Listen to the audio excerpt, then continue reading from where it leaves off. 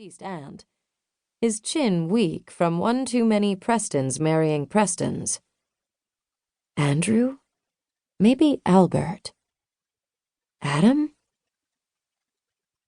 We've met a handful of times at parties such as this one in Palm Beach, fates I once would have ruled over in Havana, to which I now must bow and scrape in order to gain admittance.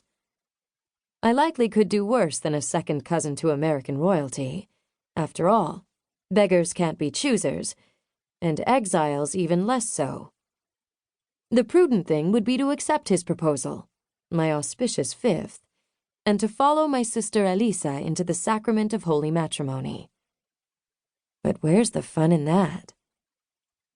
Whispers brush my gown, my name, Beatriz Perezher, on their lips, the weight of curious gazes on my back, words creeping toward me, clawing their way up my skirts, snatching the faux jewels from my neck and casting them to the ground. Look at her. Haughty. The whole family is. Someone should tell them this isn't Cuba. Those hips, that dress. Didn't they lose everything? Fidel Castro nationalized all those sugar fields her father used to own. Has she no shame? My smile brightens, flashier than the fake jewels at my neck and just as sincere.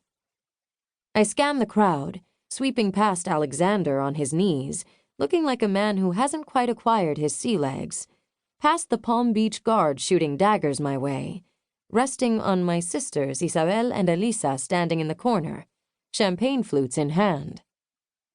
The sight of them, the reminder to bow to nothing and no one, emboldens me. I turn back to Alistair. Thank you, but I must decline. I keep my tone light, as though the whole thing is a jest, and a drunken one at that, which I hope it is. People don't go falling in love and proposing in one fell swoop, do they? Surely that's inconvenient. Poor Arthur looks stunned by my answer. Perhaps this wasn't a joke after all. Slowly he recovers, the same easy smile on his face that lingered moments before he fell to his knees, returning with a vengeance, restoring his countenance to what is likely its natural state, perpetually pleased with himself and the world he inhabits. He grasps my outstretched hand, his palm clammy against mine, and pulls himself up with an unsteady sway. A grunt escapes his lips. His eyes narrow once were level, nearly level at least, given the extra inches my sister Isabel's borrowed heels provide. The glint in Alec's eyes reminds me of a child whose favorite toy has been taken away, and who will make you pay for it later by throwing a spectacularly effective tantrum. Let me guess. You left someone back in Cuba? There's enough of a bite in his tone to nip at my skin.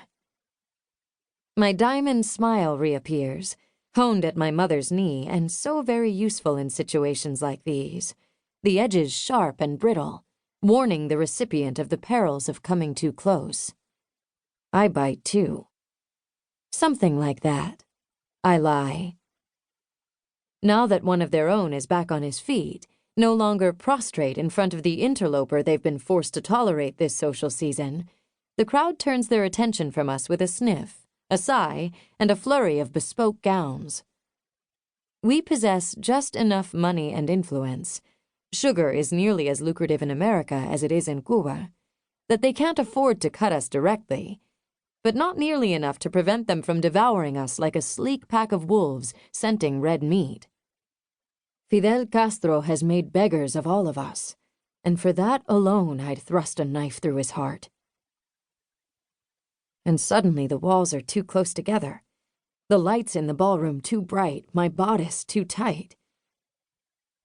It's been nearly a year since we left Cuba, for what was supposed to be a few months away, until the world realized what Fidel Castro had done to our island, and America has welcomed us into her loving embrace. Almost. I am surrounded by people who don't want me here, even if their contempt hides behind a polite smile and feigned sympathy. They look